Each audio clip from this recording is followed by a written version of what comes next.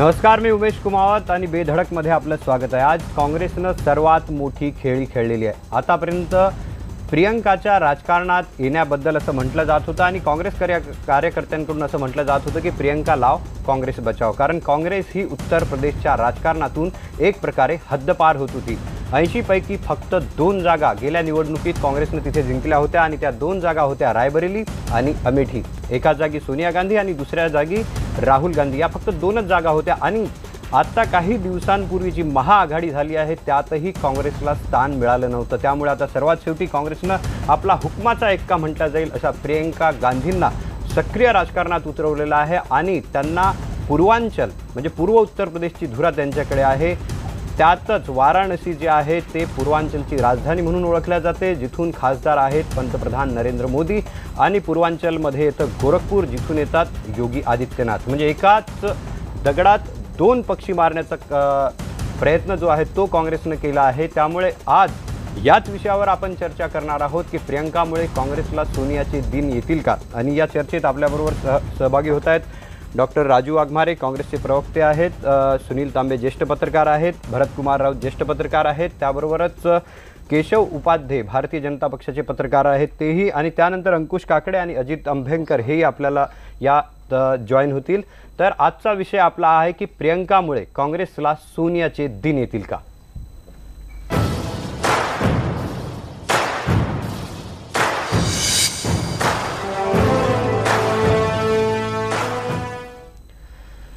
मी यात सर्वात अगोदर भारतीय जनता पक्षाचे जे प्रवक्ते आहेत त्यांच्याकडे जाणार आहे, कारण आज राहुल गांधींनी सर्वात मोठं वक्तव्य केलं आहे की आता भारतीय जनता पक्षात भीती पसरलेली आहे।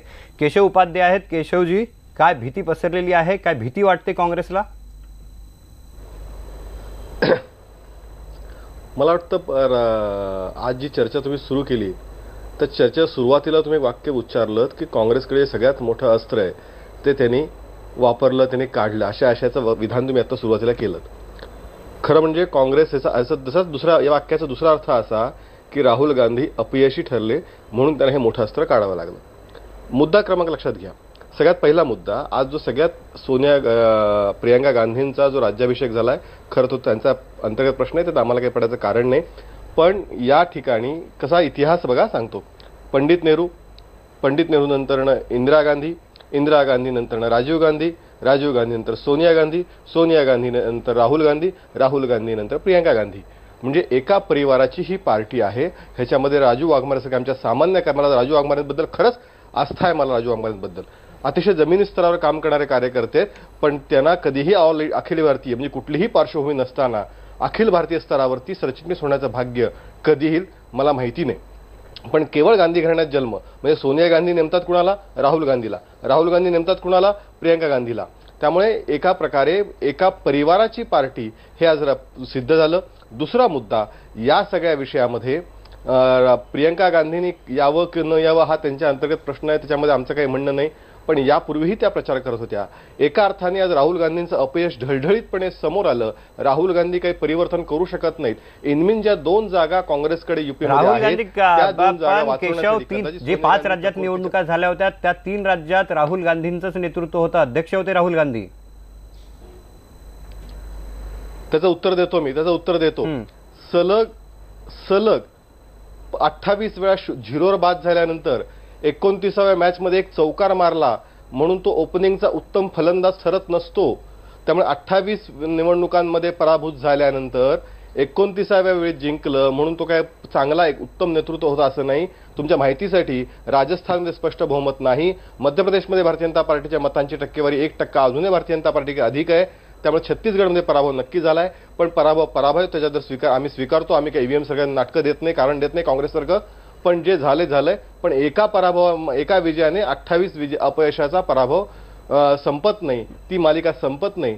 त्यामुळे राहुल गांधींचं अपयश, राहुल गांधी अखिल भारतीय स्तरावर चालू शकत नाहीत। आणि आजच्या घोषणा सुद्धा बघा, आज राहुल गांधी मागे पडले।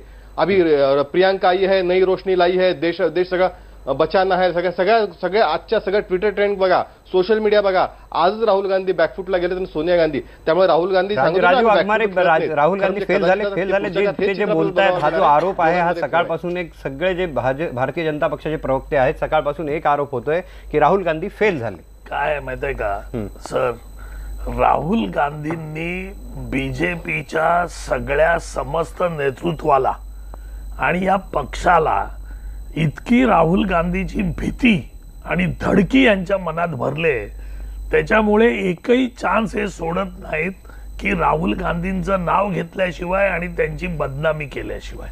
आता साधा प्रश्न आहे, तुम्हीच आता सांगितलं की आलेल्या या 3 राज्यांच्या निवडणुकीमध्ये काँग्रेसला बहुमत मिळालं, गुजरातमध्ये आम्ही काठावर हरलो. आज राहुल गांधींच्या नेतृत्वाखाली पूर्णपणे पक्ष मजबूतीने उभा राहून पूर्ण तयारीनिशी या निवडणुकीमध्ये उतरत आहे.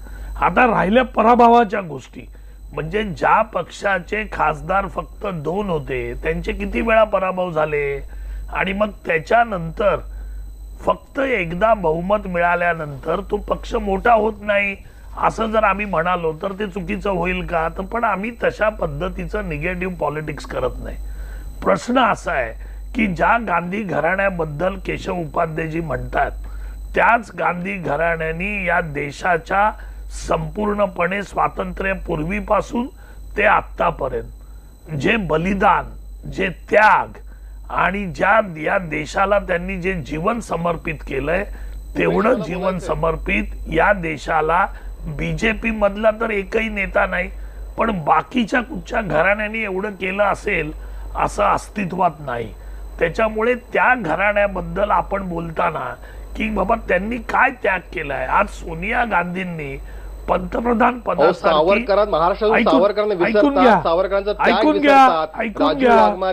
सावरकरांनी पत्र लिहिली, मोठा आहे जरा कधी आठवून सावरकरांनी पत्र लिहिली, तुम्हाला राहुल सावरकरांची पत्र विसरलात का उपाध्यायजी? ज्या माणसाने काळापाण्याची शिक्षा भोगली आहे त्या सावरकरांचं समुद्री महाराष्ट्रात नाव घेऊ नका. आपण सावरकरांना विसरताय. महाराष्ट्रात असून सावरकरांना अपमान करण्याचं काम आपण तरी राजू वाघमारे मराठी आहात, तुम्हाला सगळा इतिहास माहिती आहे. तुमच्याकडे किमान अशी अपेक्षा नाहीये. राहुल गांधींना माहित असं कारण नाही. कल्याणवरून अलिबाग ऐकून घ्या. प्रश्न असा आहे की ज्या गांधी घराण्याने या देशाला इतकं त्याग केला, समर्पित केलं, जीवन बलिदान केलं, त्यांच्याबद्दल असं एवढ्या खालच्या पातळीवर बोलणं योग्य नाही. दुसरा महत्वाचा मुद्दा असा की प्रियांका गांधी या गांधी परिवाराच्या आहेत, त्यांनी याच्या अगोदरही प्रचार केलेला आहे पक्षाचा, त्याच्यामुळे आता फक्त ऑफिशियल पोस्ट आम्ही त्यांना दिलेली आहे. पण त्यांना पोस्ट दिली म्हणून अध्यक्षांनी जर त्यांना पोस्ट दिलेली आहे तर मला वाटत नाही उद्या अमित शहानी जर कोणाला पद दिलं तर त्याच्यामुळे अमित शहा अपयशी किंवा म्हणून ते पद देत आहेत असा युक्तिवाद करणं हा पोरखेळपणा आहे. त्याच्यामुळे प्रियांका गांधी बरोबर आहे, प्रियांका गांधी गांधी परिवाराच्या आहेत, त्यांची छबी, त्यांचं बोलणं, त्यांचं वक्तृत्व खूप छान आहे आणि नक्कीच त्यांच्यामुळे काँग्रेस कार्यकर्त्यांमध्ये चैतन्य आलेलं आहे आणि त्याचा उपयोग हा काँग्रेस पक्षाला होणार आहे. त्याच्यामुळे आता कसं झालंय की राहुल गांधींमुळे ऑलरेडी हे लोक घाबरलेले आहेत, यांची पोझिशन बीजेपीची फार कठीण झालेली आहे, त्याला उत्तरं देता येत नाहीत. त्याच्यात आता प्रियंकाची भर पडल्यामुळे मग आता लढायचं कसं, काय बोलायचं, त्याच्या दृष्टीने ही चाललेली यांची तडफड आहे. नाही, आपल्याबरोबर अंकुश काकडे सुद्धा आहे. तुम्हाला वाटतं की प्रियंकाच्या येण्यामुळे भारतीय जनता पक्ष घाबरलेला आहे किंवा प्रियंका आली म्हणून राहुल गांधी फेल झाले? नाही उमेश, एक आहे की प्रियंका गांधी आल्यामुळे वास्तविक पाहता यापूर्वीच त्यांनी राजकारणात यावं अशा प्रकारची मागणी देशातील विविध भागातून काँग्रेसच्या कार्यकर्त्यांची होती. किंबहुना काँग्रेस पक्षामधले वरिष्ठ नेते देखील म्हणत होते, परंतु त्यांनी यापूर्वी काही निर्णय घेतला नाही. आता मात्र तो निर्णय घेतला आहे आणि राहुल गांधींनी त्यांना सरचिटणीस पद आणि उत्तर प्रदेशची पूर्व भागाची जबाबदारी त्यांच्यावरती सोपवलेली आहे. आपण ह्या एक लक्षात आपण घेतलं पाहिजे की उत्तर प्रदेशमध्ये काँग्रेस ही स्वतःच्या जीवावरती त्या ठिकाणी निवडणूक लढवते. एकीकडे भारतीय जनता पक्षाचं आव्हान, दुसरीकडे सपा आणि बसपा यांची झालेली युती आणि या पार्श्वभूमीवरती आज त्या ठिकाणी काँग्रेसला एक चांगला चेहरा आणणं गरजेचं होतं. राहुल गांधी जरूर ते काँग्रेस पक्षाचे नेते आहेत, अध्यक्ष आहेत, परंतु संपूर्ण देशामध्ये त्यांना या निवडणुकीमध्ये फिरावं लागणार आहे आणि त्यामुळे उत्तर प्रदेशसारख्या मोठ्या राज्याकडे दुर्लक्ष करून चालणार नाही. या राज्यामध्ये उत्तर प्रदेशमध्ये यापूर्वी देखील प्रियंका गांधींनी राहुल गांधींचा प्रचार असेल, सोनिया गांधींचा प्रचार असेल किंवा इतर काही नेत्यांच्या प्रचार मोहिमेमध्ये त्यांनी सहभाग घेतला होता. त्यांच्या बाबतीमध्ये काँग्रेस कार्यकर्त्यांमध्ये एक फार मोठं आकर्षण आहे. त्याच्यामुळे त्यांच्या येण्याने निश्चितच काँग्रेसच्या कार्यकर्त्यांमध्ये उत्साह होईल. अर्थात निवडणूक झाल्यानंतर याचे परिणाम काय ते आपल्याला पाहायला मिळतील. पण भारतीय जनता पक्ष, आमचे मित्र उपाध्यक्ष किती जरी म्हणाले असले की आम्ही काही त्यांना घाबरत नाही वगैरे, पण निश्चितच भारतीय जनता पक्षाने दखल घेण्याची वेळ आलेली आहे. आज त्यांचेच मित्रपक्षाचे सहकारी संजय राऊतांनी देखील सांगितले की भारतीय जनता पक्षाला प्रियंका गांधी येण्यामुळे निश्चितच काहीतरी धोका पोहोचू शकतो. नाही, सगळेच बोलत आहेत, राऊत साहेब सगळेच बोलत आहेत की प्रियंकाच्या येण्यामुळे काँग्रेसमध्ये एक नवी संजीवनी येईल. एक लक्षात घ्या की काँग्रेस कार्यकर्त्यांमध्ये याच्यामुळे एक आनंदाचं वातावरण पसरलेलं आहे, कारण त्यांना एक काहीतरी आशेचा किरण आता दिसलेला आहे. एक लक्षात घ्या, प्रियंका गांधी यांचं अधिकृतपणे पक्षात येणं याचे अनेक अर्थ आहेत. ह्यातली पहिली गोष्ट म्हणजे मला असं वाटतं याचं जर निरूपणच जर करायचं, जर विश्लेषण करायचं तर हे ज्याला डिस्ट्रेस ॲक्शन म्हणतात तशी काँग्रेसकडून ही डिस्ट्रेस ॲक्शन आहे. कारण इतके दिवस प्रियंका गांधी काम करतच होत्या, त्या अमेठी आणि रायबरेली पुरते त्यांनी मर्यादित ठेवलं आणि ते त्यांनी वारंवार जाहीर केलंय की मी फक्त माझी आई आणि माझा भाऊ यांच्यासाठी प्रचार करते, मी काँग्रेसच्यासाठी बाकी करणार नाही. त्याप्रमाणे त्यांनी केला नाही. 2 निवडणुकांमध्ये त्यांनी असं केलं. त्याच्यानंतर त्यांना आता प्रत्यक्ष पक्षात आणून त्यांच्याकडे पूर्व उत्तर प्रदेशची जबाबदारी द्यावी लागणं मला असं वाटतं की हे काँग्रेसची एक अत्यंत वेगळी अशी रणनीती आहे. कारण जर का प्रियंका नाही तर मग उत्तर प्रदेशात आहे कोण, अशा तऱ्हेचा प्रश्न. वेगळी रणनीती आहे की डिस्ट्रेस, म्हणजे डिस्ट्रेस ऍक्शन तुम्ही बोलता शेवटच्या क्षणी आता काहीच नाही आपल्याकडे त्यावेळेस प्रियंका गांधींना उतरवा.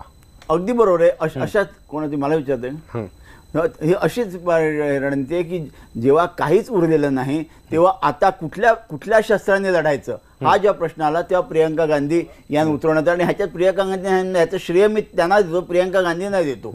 त्या गांधी घराण्यातले आलेले आहेत, त्याच्यामुळे त्यांना खूप मोठं मायलेज मिळालेलं आहे. सुरुवातीलाच ही गोष्ट बरोबर असली तरी सुद्धा अशा स्थितीमध्ये जेव्हा लोकसभेमध्ये केवळ 2 जागा आणि आता नंतर वाढल्या, लोकसभेच्या वाढल्यानंतर, परंतु अशा स्थितीमध्ये आणि उत्तर प्रदेश विधानसभेमध्ये पूर्ण पानिपत झालेलं असताना प्रियंका गांधींना शेवटच्या क्षणी अवघ्या 2 महिन्यांवर निवडणूक आलेल्या असं उतरायला लागणं आणि आता त्यांना केवळ आपल्या 2 आई आणि भावाचा प्रचार करून चालणार नाही. त्यांना संबंध पूर्व उत्तर प्रदेश म्हणजे जिकडे मला वाटतं 36 किंवा 37 जागा आहेत या पूर्व उत्तर प्रदेशामध्ये, इथे सगळीकडे हे करावं लागेल. आणि हा पूर्व उत्तर प्रदेश हा पूर्णपणे भाजपाचा बालेकिल्ला आहे असा मानला जातो. अशा ठिकाणी त्यांना काम करायला लागणं ही त्यांच्या दृष्टीने एक महत्त्वाची तुमचं म्हणणं आहे की कोणी नाहीये, राजू वाघमारे कोणी नाही तुमच्याकडे, त्यामुळे सर्वात शेवटी आता काय प्रियंका गांधींना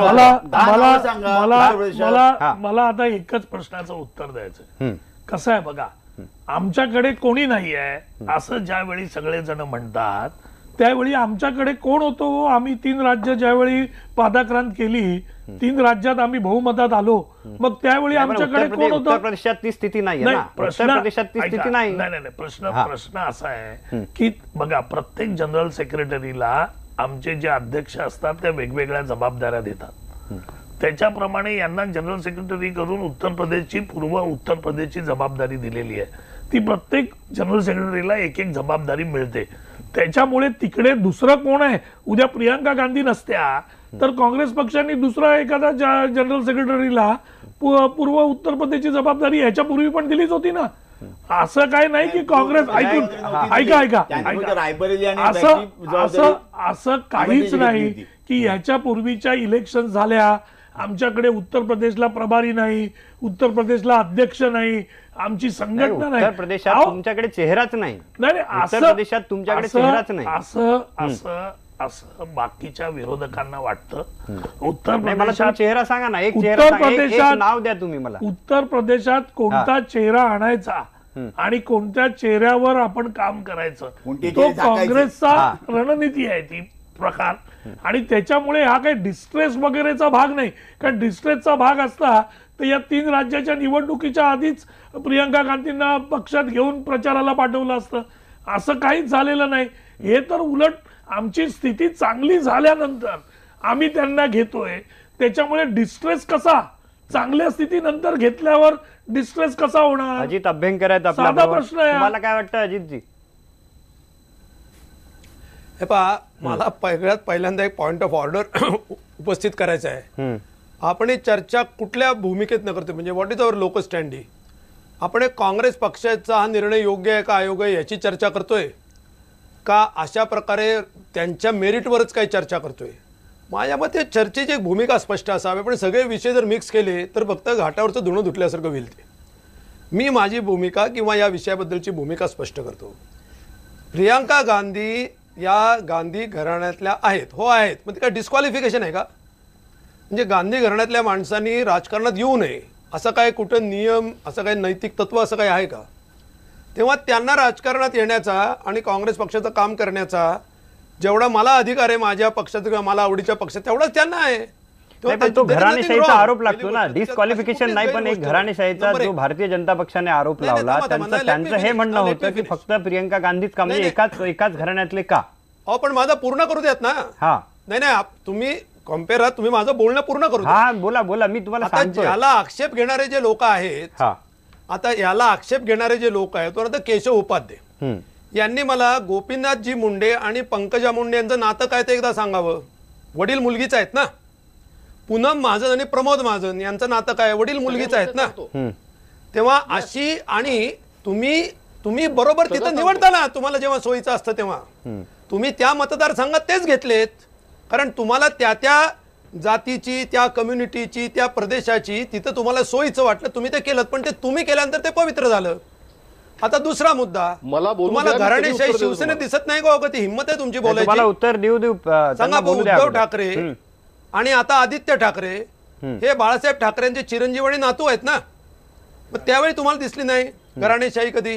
राज ठाकरे जेव्हा होते तेव्हा तुम्हाला दिसली घराणेशाही. ते जे बोलतायत घराणेशाहीचा जो आरोप आहे तुमचा त्या काँग्रेसवर, मला उत्तर मी देतो ना, उत्तर सगळ्यांची.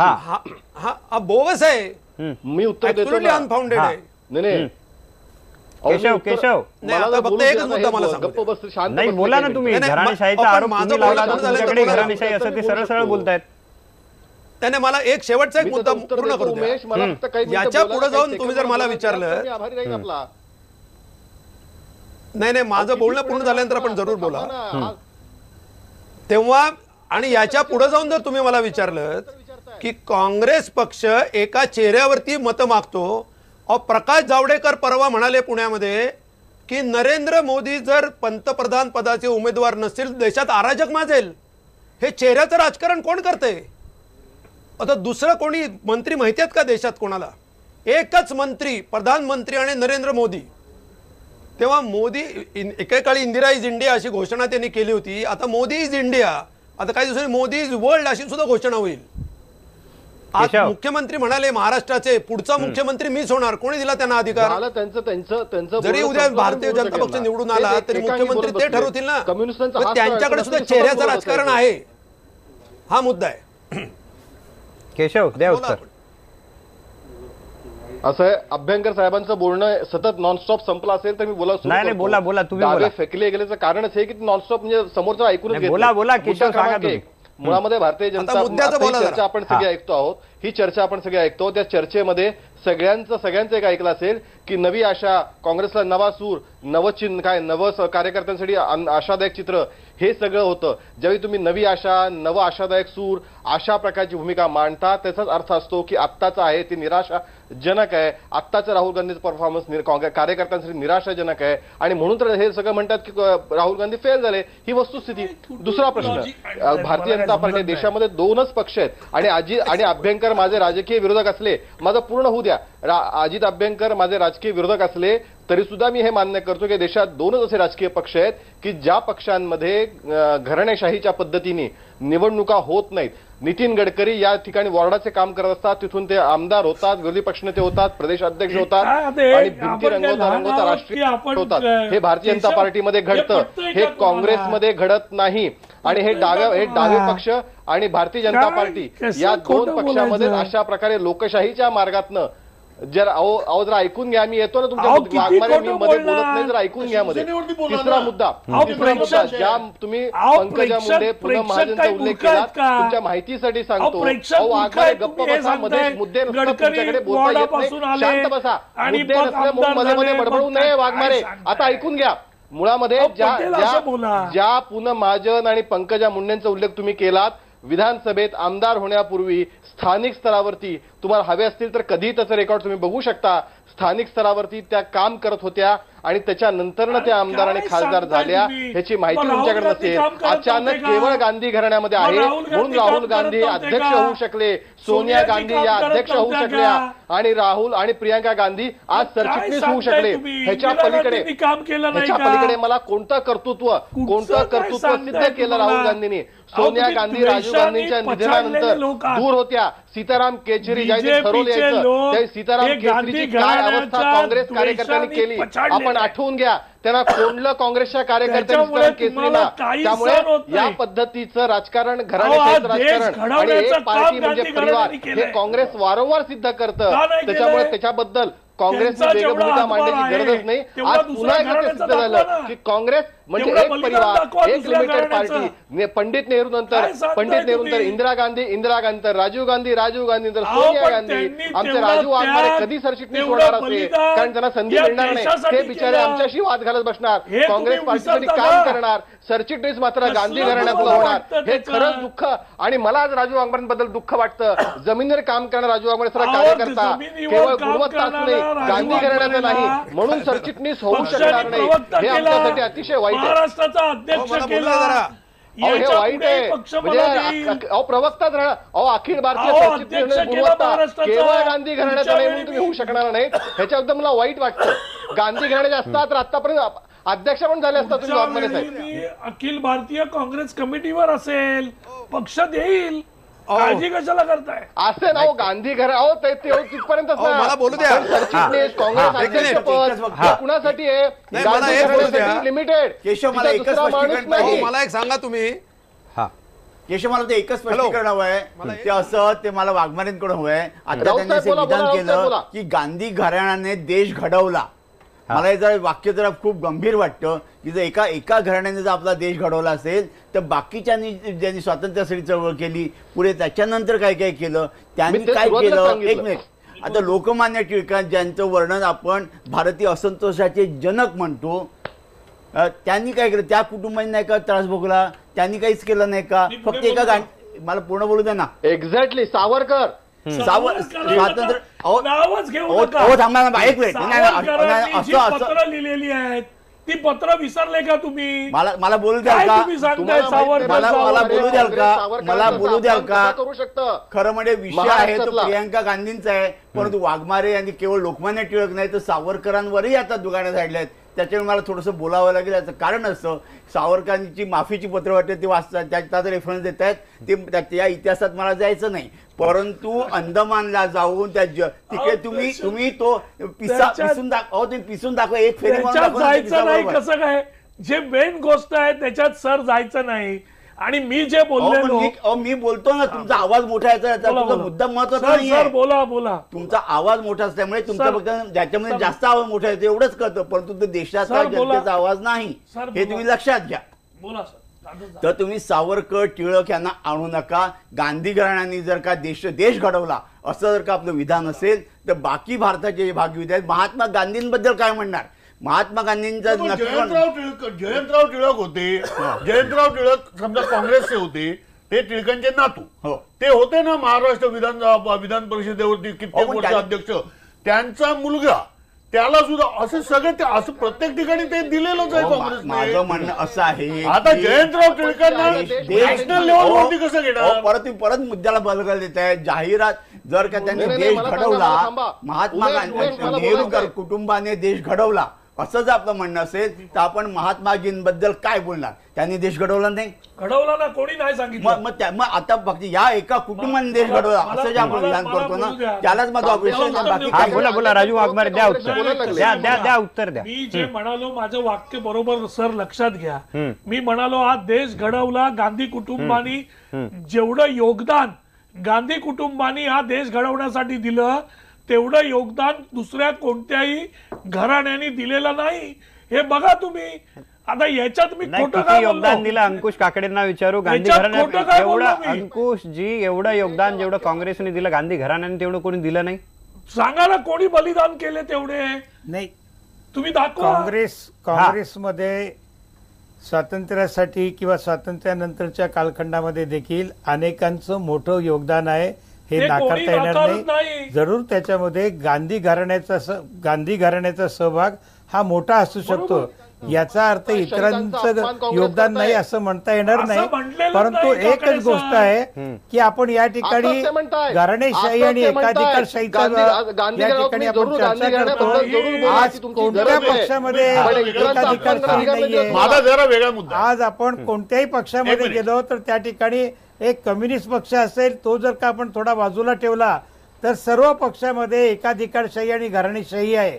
नावं किती काढायची, कोणत्या पक्षामध्ये कमी जास्त संख्या असू शकते, परंतु घराणेशाही कोणत्या पक्षामध्ये नाही असं नाही. एकाधिकारशाहीच्या बाबतीमध्ये आज कोणत्याही पक्षामध्ये जर स्थानिक पातळीवरती निर्णय होत नसेल तर तो प्रादेशिक पातळीवरती जातो. प्रादेशिक पातळीवरती होत नसेल तर केंद्रीय पातळीवरती जातो. आणि केंद्रीय पातळीमध्ये सुद्धा जर का त्या ठिकाणी होत नसेल तर त्या पक्षाचा जो नेता असेल तो जो नेता निर्णय देईल तो घेतला जातो. त्यामुळे घराणेशाही आणि एकाधिकारशाही हा सध्याच्या राजकारणातला एक आता फार चर्चेचा विषय राहिला नाही. सगळ्याच अविभाज्य पक्षामध्ये भाग ते आहे. आहे. कमी जास्त प्रमाणामध्ये असेल, कदाचित काँग्रेसमध्ये जास्त असेल, भाजपमध्ये नाहीये का, शिवसेनेमध्ये नाहीये का, सगळ्या पक्षामध्ये आहे. या त्यामुळे घराणेशाहीवर करून आपण चर्चा करणार आपण आहोत. आणि वेळ सुनील घालवणार तांबेंनाही एक नाही मुद्दा मांडायचा आहे, त्यांचा काहीतरी वेगळा मुद्दा आहे, पण त्यांचं म्हणणं आहे काहीतरी एक वेगळा मुद्दा तुम्हाला मांडायचा आहे. सुनीलजी, घराणेशाहीचा मुद्दा हा भारतीय राजकारणामध्ये सेंटर स्टेजला आला, केंद्रस्थानी आला हा 1970च्या दशकात. कारण त्यावेळेला जवाहरलाल नेहरूंकडनं इंदिरा गांधींकडे सत्ता आलेली होती आणि ते संजय गांधींना त्यावेळेला त्या ग्रूम करत होत्या किंवा ते राजकारणात येत होते. त्यावेळेला घराणेशाहीचा मुद्दा होता. कारण त्यावेळेचे जे सगळे काँग्रेस विरोधक होते त्यांची कोणती घराणी तयार झालेली नव्हती. पण त्यानंतर आपल्याला दिसतं म्हणजे 77च्या निवडणुकांनंतर भारतीय लोकदल घेतलं तर चरणसिंग नंतर आता अजित सिंग आहेत, त्यानंतर देवीलाल नंतर त्यांचे पुत्र ओमप्रकाश चौटाला, त्यांच्या मुलाकडे आता त्यांच्या पक्षाची सूत्र आहेत. त्यानंतर समाजवादी पक्ष स्थापन झाला, तो मुलायम सिंग यादव आणि आता अखिलेश यादव. त्यानंतर खालती तुम्ही बघितलं DMK तर सरळ करुणानिधी फॅमिलीचाच पक्ष आहे. इकडे राष्ट्रवादी काँग्रेस घेतलं तर शरद पवार जास्त काळ अध्यक्ष आहेत सोनिया गांधींपेक्षा. 99 सालीच दोघेही अध्यक्ष झालेत. शरद पवार अजून आहेत. सोनिया गांधींनी निदान राहुलसाठी तरी आपला राजीनामा दिलेला आहे. त्या अकाली दलही तसंच आहे. त्यामुळे मुद्दा घराणेशाहीचा नाहीये. मुद्दा असा आहे की या राजकीय पक्षांचा सामाजिक आधार कोणता आहे, त्यांना लोक मतं का देत आहेत, कोणते विषय निवडणुकीत आहेत. म्हणजे आता आपण उत्तर प्रदेशबद्दल बोललो, पर्टिक्युलरली पूर्वी उत्तर प्रदेश अशी मगाचपासून चर्चा सुरू आहे. आज पूर्वी उत्तर प्रदेशमधला सगळ्यात महत्वाचा प्रश्न कोणता आहे? आज तिकडचा प्रश्न प्रामुख्याने ज्या गायी ज्या मोकाट सुटलेल्या आहेत आणि ती जे हे खात आहेत. नाही, पूर्वांचलची राजधानी वाराणसी सुद्धा मानल्या जाते, जिथे मोदी आहेत. मोदी आहेतच, हा मुद्दाच नाही. ते सगळं असलं तरी पण आत्ताचे इश्यू कोणते आहेत? आज तिकडे जो मोठ्या प्रमाणावर असंतोष आहे तो कोणाच्या विरोधात आहे?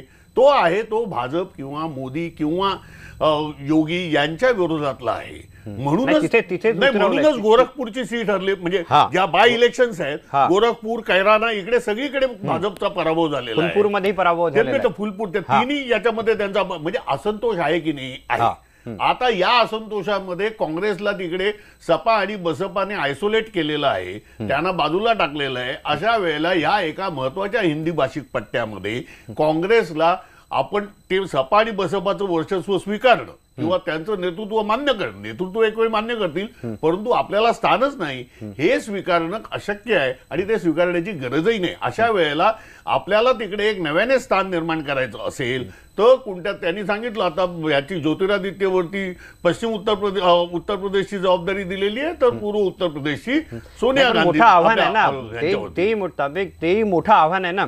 अजित अभ्यंकर आहेत, मोठं आव्हान नाही आहे. पूर्वांचलमध्ये उत्तर प्रदेशात जिथे 2 फक्त जागा आहेत तिथे आता प्रियंका गांधी आल्या. काँग्रेसला जिवंत करण्याचं खूप मोठं आव्हान आहे. नाही, माझ्या मते त्यांना उत्तर प्रदेशचं जे राजकारण आहे त्याच्यामध्ये आता निश्चितपणे त्यांचा काँग्रेस पक्षाला उपयोग होईल असा माझा एक राजकीय अंदाज आहे. परंतु मुद्दा पुन्हा असा आहे की घराणेशाही म्हणजे घराणेशाहीला आक्षेप का असतो आपल्याला, तो लॉजिकल आहे. घराणेशाहीला आक्षेप असण्यात माझं त्याला माझा आक्षेप नाहीये. जन्माच्या आधारावरती कोणाची योग्यता तपासू नये हा मुद्दा आहे. तुम्ही जन्माच्या आधारावरती जो धर्म मिळतो त्या धर्माच्या आधारावरती उमेदवार ठरवता. अख्ख्या उत्तर प्रदेशमध्ये जिथं मुस्लिमांची संख्या 20% आहे तिथं तुम्ही त्यांना एक उमेदवार सुद्धा देत नाही, जाणीवपूर्वक ठरवून. हे राजकारण जे करतात, जे हिंदूंच्या नावाने जे हिंदू म्हणून जन्मलेले आहेत त्यांच्या नावाने मतं मागता, दंगे करता, म्हणजे जन्मावरती आधारित राजकारण हा ज्यांच्या राजकारणाचा मुख्य आत्मा आहे ते लोक कुठल्या तोंडाने घराणेशाहीबद्दल बोलणार आहेत? म्हणजे काय लॉजिकल आधार काय त्याचा? ते निदान कुठलं हिंसकता तरी त्याच्यात नाहीये.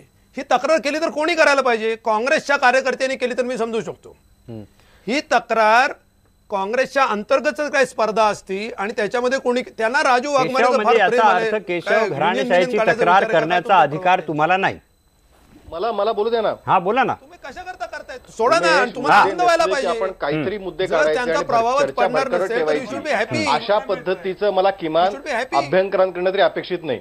मुळात लक्षात घेतलं पाहिजे घराणेशाही खरं म्हणजे मगाशी मी तांब्यांचं ऐकलं आणि मी आता अभ्यंकरांचं ऐकलं. खरं म्हणजे एखाद्या न्याय उमेदवाराला नाकारून तुम्ही जेव्हा एखाद्याला उमेदवारी देता, एखाद्याला पक्षातल्या घटनेदृष्ट्या महत्वाच्या पदावरती बसवता, मला हे सांगायला हरकत नाही. म्हणजे याच्या पुढचा गडकरींच्या नंतर कोण प्रदेश केंद्राचे अध्यक्ष होणार हे कुणाला सांगता नाही आलं. अमित शहाच्या नंतर कोण अध्यक्ष होणार हे कुणाला सांगता नाही येणार. मात्र ही गॅरंटी आपण काँग्रेसच्या बाबतीत सोनिया गांधींच्या नंतर देऊ शकतो का? सोनिया गांधी राहुल गांधी होणार सगळ्यांना माहिती होतं. आता लगेच त्यानंतर प्रियंका गांधी आल्या. हा मुद्दा आहे. घटने ज्या महत्वाचे पद आहेत. आता माझं पूर्ण होऊ द्या, मध्ये मध्ये नका बोलू. माझं पूर्ण होऊ द्या. तुम्ही फक्त काँग्रेसला का बोलताय? तुमचे मित्रपक्ष त्यांना सांगा ना. मला ऐकून घ्या. तुमच्या मित्रपक्षाला सांगा ना की हे होता का म्हणे आक्षेप आपण अकाली दल हा पक्ष काही तुमचा नाहीये. तुम्ही काँग्रेसची वकिली जरूर करा. माझं बोलणं पूर्ण होतं एवढी विनंती करतो मी. तुमची काँग्रेसची वकिली करण्यात मी काही आक्षेप नाही. मला माझं बोलणं पूर्ण एवढे माझे फक्त माझी मी वकिली समर्थन करताय. चांगली घराणेशाही मुद्दा नाही असं ढळढळीत विधान तुम्ही करताय. काँग्रेसने घराणेशाही आणली त्याच्यात एखादी गोष्ट चुकीची असेल तर त्याचं समर्थन का ती काँग्रेसने केली? याला वकिली शुद्ध वकिली म्हणतात तो तांबेजी. आता वकिली करा, आमचा आक्षेप नाहीये. मला फक्त माझं बोलणं करू पूर्ण होऊ द्या. तुम्ही काँग्रेसची वकिली जरूर करा, माझा आक्षेप नाहीये. माझं बोलणं पूर्ण द्या, माझं शांत राहा. एवढं तरी मध्ये दुसऱ्याला बोलू द्या. थोडी सहिष्णुता दाखवा चॅनलवरती. तुमच्यामध्ये डाव्यांमध्ये नाहीये मला माहितीये, पण थोडी सहिष्णुता चॅनलवरती तरी दाखवा. दुसऱ्यांच्या मध्ये न बोलण्याचं काम काय चाललंय उमेश? नाही तुम्ही बोला केशव, तुम्हीच बोलताय, बोला तुम्ही. अरे ते मध्ये म्हणजे माझं म्हणणं असं आहे की तुम्हाला जे हवं ते बोला, आमचा आक्षेप नाही त्याच्यामध्ये. पण दुसरा बोलताना किमान काही सभ्यता संकेत तांबेजी पाळले पाहिजेत. एवढं तरी भान आपण ठेवूया. तुम्ही सहिष्णुतेचे फार मोठे पुरस्कर्ते असल्याचे गप्पा मारता, मला बोलू तर द्या किमान.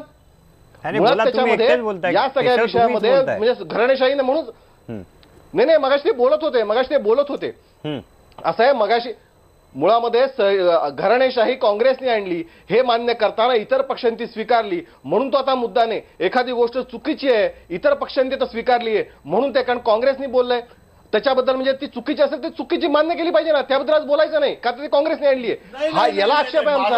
आमचं म्हणणं असं की पक्षातली जी महत्वाची पद आहेत त्या पदावरती कोणतीही गुणवत्ता नसताना अचानक महत्वाची ठिकाणी गांधी घराण्याचा, केवळ गांधी घराण्याचा वारसा. सोनिया गांधी कुठल्या आधारावर आल्या? केवळ गांधी घराण्याच्या याच्यावरती त्या अध्यक्षाला सीताराम केसरीना काय वाईट पद्धतीने वाईट ट्रीटमेंट दिली आपण सगळ्यांनी बघितलेलं आहे. त्याच्यानंतर त्या अनेक वर्ष अध्यक्ष होत्या, मग राहुल गांधी झाले, मग आता प्रियंका गांधी आल्या. आणि दुसरं माझी राजू वाघमारेंना विनंती आहे, तुम्हाला गांधी घराण्याबद्दल प्रेम दाखवणं भाग आहे, माझा आक्षेप नाही. पण ते करताना या देशासाठी हजारो लाखो शहीद झालेत त्यांचा अपमान करू नका. गांधी घराण्याने पहिली त्याग केला, गोष्ट, त्याचं दुमचं कारण आम्ही नाही, पण त्या दुसऱ्या त्यागा इतका कोणाचाही इतर अनेकांचा अपमान केलेला त्याग नाही. या देशाच्या स्वतंत्रतेसाठी कोणत्याही झालेला आहे. कोणाच्याही अनेकांची कुटुंबाच्या शहीद झाली आहेत. त्याच्यामुळे इतरांचा अपमान करण्याचा अधिकार काँग्रेसला नाही. एका घराण्यामुळे अनेक घराणी शहीद झाली आहेत आणि त्यांना काही मिळाले नाहीये. त्यांना कुठल्याही प्रकारची साधी दखल सुद्धा काँग्रेसने कधी आयुष्यात दिली नाही. ही वस्तुस्थिती आहे. त्यामुळे त्यांचा अपमान तरी किमान करू नका. बाकी काँग्रेसने प्रियंका गांधी आणि त्यांच्या पुढच्या पिढीलाही नमस्कार करावा. नाही केशव, तुमचं संपलं असेल तर एक तांबेजी तुम्हाला काय बोलायचं होतं? हा, त्यामुळे त्यांना पुन्हा उत्तराची संधी मिळेलच. नाही मी तुम्हाला वेळ देतो केशव, वेळ तुम्हाला देतो. उत्तराची संधी मिळेल. मी हा. तुम्हालाच प्रश्न एवढंच विचारतोय. विचारायचं मला एवढंच मला म्हणायचं हा. आहे की आपण जी चर्चा जी ठरवली होती ज्याच्यासाठी आम्ही आलेलो आहोत हा. ही चर्चा प्रियंका गांधींमुळे काँग्रेसमध्ये सोनिया नवचैतन्य नाही, पण आले आहे का? नाही, या विषयावर जो बोलण्यासाठी आरोप आलो लागला आहोत. नाही, या- हे आता राऊत कुठल्या साहेब, विषयावर जो चर्चा आरोप सुरू लागलाय झाली आहे? त्याचं उत्तर देतील ना, नाही, ते तर उत्तर मला देणार ना फक्त ते. हा. आता याच्यामध्ये एक असं आहे, सतत आमचे उपाध्यक्ष सर हे सतत घराणेशाहीचा आरोप करतायत. मी तो नाकारलेला नाही. सुरुवात करतानाच मी ते बोललेलो होतो. मुद्दा असा आहे की उपाध्ये म्हणजे सीताराम केसरीवरती अन्याय झाला याच्याबद्दल ते भयंकर भाऊक झालेत. आता हे तेव्हा काँग्रेसमध्ये होते का? त्यांनी सीताराम केसरीबद्दल अन्याय झालं तर काँग्रेसवाले सीताराम केसरीवाले बघतील त्यांच्या गटाचं काय करायचंय. त्यानंतर समजा काँग्रेसची घराणेशाही आणली आणि ती वाईट आहे तर ते वाईट म्हटलं पाहिजे. बरोबर आहे. तुम्ही एकदा जाहीरपणे म्हणा ना की शिवसेनेतली घराणेशाही वाईट आहे. उपाध्यायांनी म्हणावं. त्यानंतर मोदींनी अमित शहानी म्हणावं की अकाली दलातली घराणेशाही वाईट आहे. मोठ्याने सांगा. आपले जे मित्र पक्ष आहेत म्हणजे काँग्रेसमध्ये घराणेशाही आहे म्हणून बोंबलताय ते खरंच आहे. कोण नाकारत नाही. माझा मुद्दा वेगळा आहे. मी असं म्हटलं की प्रत्येक पक्षामध्ये असली तरी त्या त्या पक्षाला लोक का निवडून देत आहेत, त्यांचे सामाजिक आधार कोणते आहेत, त्या आधाराच्या मागती किंवा आत्ताचा असंतोष कोणता आहे युपी मधला, पर्टिक्युलरली त्यातही बोलायचं झालं तर पूर्व उत्तर प्रदेशातला, याचा फायदा काँग्रेस कसा घेणार आहे, काँग्रेसचा तिकडचा सामाजिक आधार कोणता, काँग्रेसचा उत्तर प्रदेशातला पारंपरिक सामाजिक आधार हा मुसलमान, ब्राह्मण आणि दलित हा होता. हा सगळा तुटलेला आहे. मायावतींकडे सगळा शेड्यूल कास्ट हा मायावतींकडे गेलेला आहे. मध्यम म्हणजे या मध्यम जाती तर त्यांच्याकडे नव्हते. आज ब्राह्मण जे होते ते ब्राह्मण आणि बनिया सगळे यांच्याकडे गेलेले आहेत भाजपकडे. आता हा ब्राह्मण वर्ग थोडाफार जरी हल्ला तरी सुद्धा उत्तर प्रदेशामध्ये भाजपला फटका बसू शकतो. अंकुश काकडे आहेत. अंकुश काकडेजी, भाजपला फटका बसू शकतो. ब्राह्मण जो मतदार आहे तिथला, जो अगोदरही काँग्रेसचा मतदार होता, या अगोदरही, नंतर काँग्रेसची जमीन तिथे सरकली, मात्र तो आता येऊ शकतो प्रियंका गांधीच्या येण्याने. निश्चितच तो मतदार जो काही काँग्रेसपासून दूर गेलेला होता तो गेल्या 4 वर्षामध्ये आणि गेल्या वर्षभरामध्ये त्या सध्याच्या मुख्यमंत्र्यांच्या कारभारामुळे हा तो अतिशय असंतोष त्यांच्या मनामध्ये आहे आणि तो मतदार काँग्रेसकडं प्रियंका गांधी आल्यामुळे निश्चित येऊ शकतो. आणि दुसरी गोष्ट, एक महत्वाची गोष्ट आहे की माझ्या पक्षाचं कोणी नेतृत्व करावं हा निर्णय त्या सर्वस्वी पक्षाचा आहे. त्या पक्षाच्या जे काही कार्यकारी मंडळ असेल, सेंट्रल बोर्ड असेल ते करेल. भारतीय जनता पक्षाचा अध्यक्ष कोण करायचा याचा निर्णय अंकुश काकडे किंवा राष्ट्रवादी काँग्रेस पक्ष करू शकत नाही. त्यांचं संसदीय मंडळ जे आहे ते एकत्र बसेल किंवा त्यांची जी काही कमिटी असेल. त्यामुळे काँग्रेस पक्षाने काय केलं याच्यावरती फक्त डंका मिरवणं आणि गांधी नेहरूंनी गेल्या 60 वर्षात काहीच केलं नाही, ही जी रेकॉर्ड गेली 4 वर्ष आपण ऐकतोय ती इतकी गुळगुळीत झालेली आहे की आता येणाऱ्या 2019 मध्ये ती रेकॉर्ड भारतातले मतदार मोडून टाकतील. तांबे म्हणतात ते खरं आहे की कोणत्या पक्षामध्ये घराणेशाही नाहीये. आणि ज्या वेळेला मी एखाद्या पक्षाच्या घराणेशाहीवरती बोलतो त्यावेळेला मी माझ्या मित्र पक्षामध्ये जे चुकीचं चाललेलं आहे त्याच्यावरती बोललं पाहिजे. अर्थात ते चुकीचं आहे की नाही हा भाग वेगळा, पण आपलं ठेवायचं झाकून आणि दुसऱ्याचं पाहायचं वाकून ही जी भारतीय जनता पक्षाची पद्धती आहे अतिशय चुकीची आहे. आणि त्या सर्व गोष्टीमध्ये आपण आता पाहतोय की इतर ठिकाणी सुद्धा जे काय होतं ते स्वतःचं सगळं झाकून ठेवतायत. केशव, मी देतो वेळ. आघाडीमध्ये काय चाललंय याच्यावरती चर्चा करणं एवढंच काम सध्या भारतीय जनता पक्षाचं आहे. माझा अजून एक मुद्दा आहे. हा, हे बघा, घराणेशाही हा प्रश्न जर घ्यायचा असेल तर तो जरूर घेतला पाहिजे आणि घराणेशाही चुकीची आहे, मला 100% मान्य आहे. परंतु घराणेशाहीचा म्हणजे घराण्यामधला आहे म्हणून तो डिस्क्वालिफाय पण होत नाही, हे तुम्ही लक्षात, त्याचा तुम्ही द्वेष नाही करू शकत. आणि असंच जर बोलायचं झालं तर पंतप्रधान गुजराती, पक्षाचा अध्यक्ष गुजराती, रिझर्व्ह बँकेचा अध्यक्ष गुजराती. पण ती घराणेशाही नाही, ती घराणेशाही नाही, असं जर कोणी बोललं तर ती घराणेशाही नाही, घराणेशाही प्रांतशाही आहे ना, बघ ती घराणेशाही नाही, प्रांतशाही आहे ना. नाही नाही, ती घराणेशाही जन्माधिष्ठितच आहे ना, म्हणजे हा ती घराणेशाही कुठे झाली? जन्म जन्म हा अहो जन्म जन्म घराणा हा जन्मावरती आधारित आहे ना. तुमच्या प्रदेश आहे, जन्मावरती तो आधारित प्रदेश आहे. आयडेंटिटीज. आता भारत कुमार राऊत आहेत, ते बोलतील का शिवसेनेच्या घराणेशाही बद्दल? हा. कारण ते हिंमत तशी दाखवू शकत नाहीत. हा. त्यांनी दाखवावी तशी हिंमत. केशव बोला हे बोलतात की घराणेशाही आहे, नाही, की भारत राऊतांना बोलू देत ना. पंतप्रधान गुजरात मधले, घराणेशाहीबद्दल. त्यानंतर अध्यक्ष गुजरात मधले. केशव बोला, उत्तर द्या. ही काय कुठली मी नाही म्हणत ही घराणेशाही आहे. मुद्दे नसले की ते भ्रमित करण्याचा प्रयत्न इथे दिसून येतो. पण मी इथं तांबे आणि अभ्यंकर यांचे किमान हे आभार मानतो की घराणेशाही चुकीची आहे इतकी तरी मान्यता त्यांनी दिली.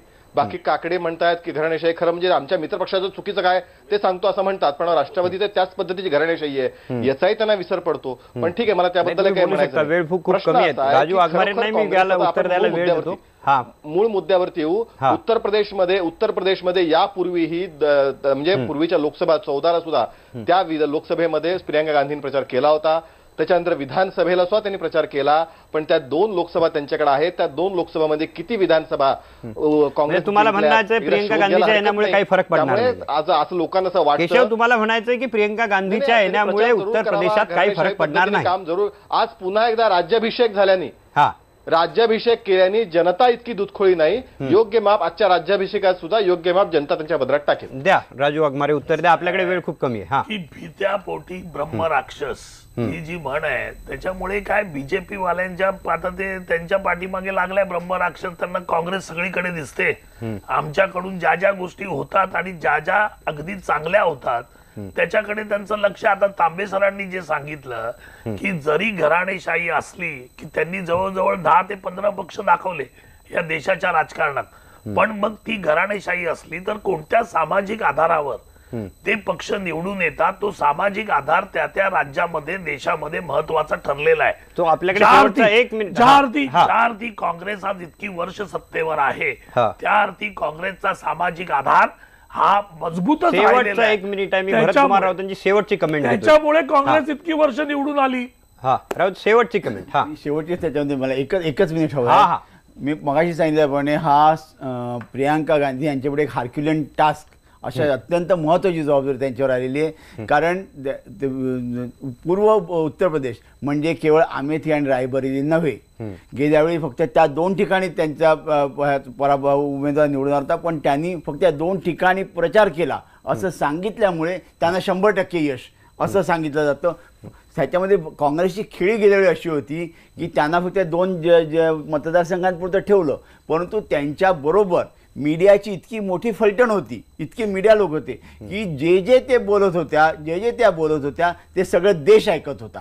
त्यामुळे एका बाजूने तो राष्ट्रीय प्रचार चालला होता, प्रत्यक्षात ते फक्त तेवढंच बोलत होते.